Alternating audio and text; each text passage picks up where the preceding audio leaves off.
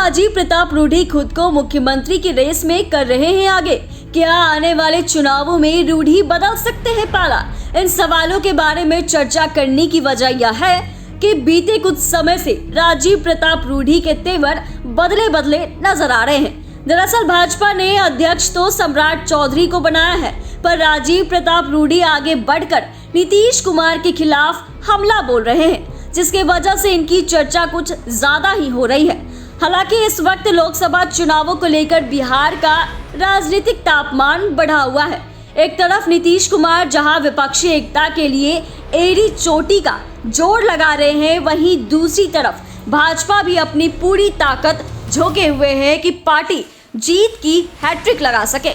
इनके अलावा चिराग पासवान और पशुपति पारस भी एक दूसरे से टकराने के लिए तैयार हैं। तो मांझी की नैया कब किस ओर मुड़ जाए, इसका अनुमान लगाना मुश्किल है।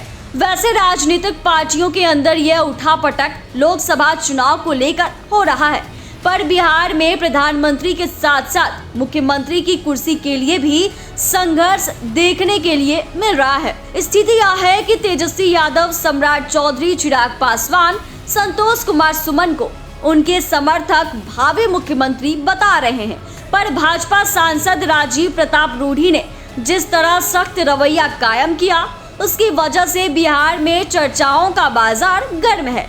कहीं ऐसी चर्चा हो रही है कि राजीव प्रताप रूढ़ी खुद को सीएम फेस के रूप में प्रोजेक्ट कर रहे हैं, तो कहीं ऐसा लग रहा है कि वे अब नए ठिकाने की तलाश में है।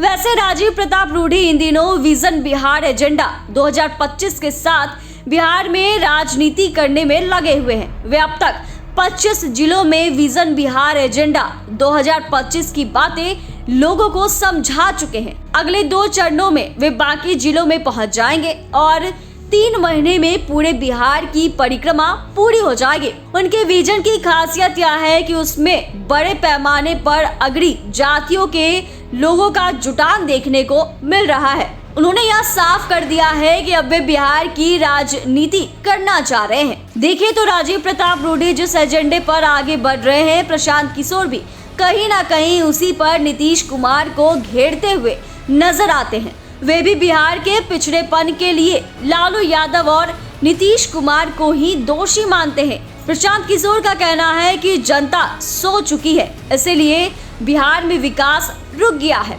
वहीं राजीव प्रताप रूढ़ी का कहना है कि जनता का बंद दिमाग है, यही वजह है कि वे जनता का बंद दिमाग खोलने के लिए अपना अभियान चला रहे हैं। ऐसे में क्या रूढ़ी आने वाले समय में प्रशांत किशोर के साथ सुर मिलाते हुए नजर आते हैं, इस पर भी सभी की नजरें रहेंगी।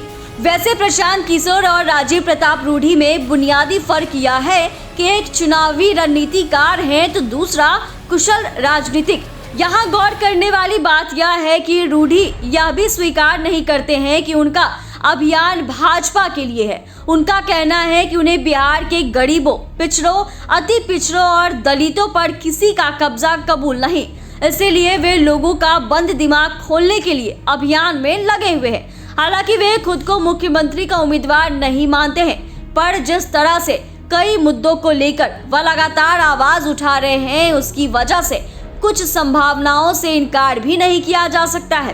वैसे राजीव प्रताप रूढ़ी अभी बीजेपी के सांसद और प्रवक्ता हैं।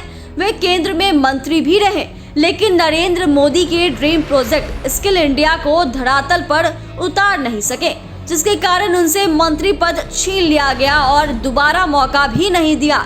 ऐसे में लोकसभा चुनावों में टिकटों की मारामारी में भाजपा इन पर भरोसा करती है या नहीं, इस पर सभी की नजर रहेगी। वहीं अगर रूढ़ी बीजेपी के साथ बने रहे तो फिर पार्टी किसे सीएम उम्मीदवार बनाएगी, यह देखना दिलचस्प होगा।